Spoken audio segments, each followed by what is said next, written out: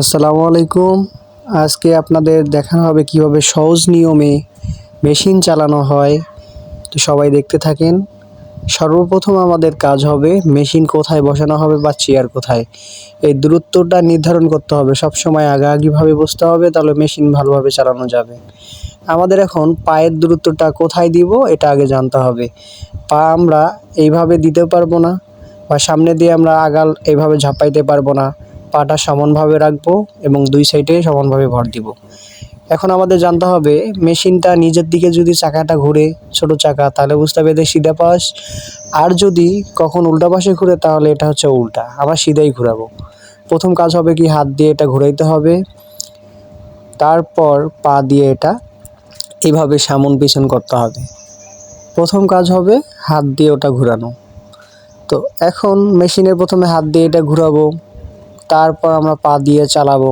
তা না হলে আমরা মেশিনটা চালাইতে পারবো না। এটা হচ্ছে মেশিন চালানোর ক্ষেত্রে প্রথমে হাত দিয়েই ঘুরাইতে হবে, তাহলে মেশিনটা সুন্দরভাবে চলবে। এখন আমরা বসবো সেই মতোই।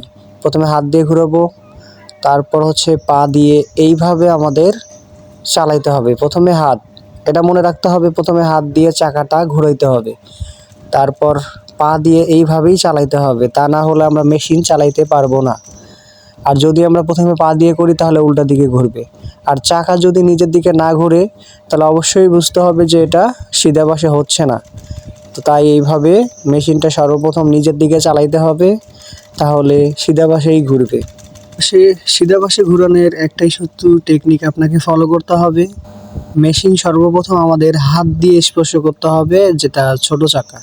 হাত দিয়ে আমরা নিজের দিকে ঘুরাবো, তাহলেই সিধা পাশে চালানো যাবে। আর যখন আপনি সিধা পাশে চালানো শিখবেন, তারপরে ফিটটা উঁচু করে কাপড়টা দিয়ে মেশিন চালাতে পারবো। অটোমেটিক সামনের দিকে আগাবে কাপড়টা। এটা সবাই জানি যে মেশিন কিভাবে চালানো যায়। যাই হোক, যদি সিধা পাশে চালাইতে পারি সেক্ষেত্রে আমরা মেশিন চালাইতেও পারবো। প্রথমে আমাদের সিধা পাশে চালানো শিখতে হবে। তো মেশিন এভাবেই চালাইতে হয়, এটাই জানেন।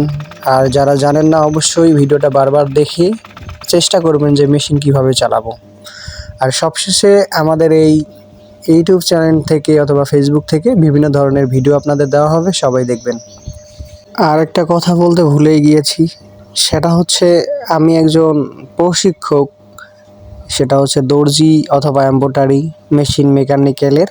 আপনাদের কোন সময় ভিডিও কি প্রয়োজন অবশ্যই আমাকে জানাবেন। আমি সকল বিষয়ে ভিডিও আপনাদের সামনে আনার চেষ্টা করব। আর পরিচয়টা অবশ্যই পেয়ে যাবেন। আর আমাদের ক্লাসের কিছু দৃষ্টান্তও আপনাদের দেখাবো। তো সবাই ভালো থাকবেন, সুস্থ থাকবেন। আল্লাহ হাফেজ।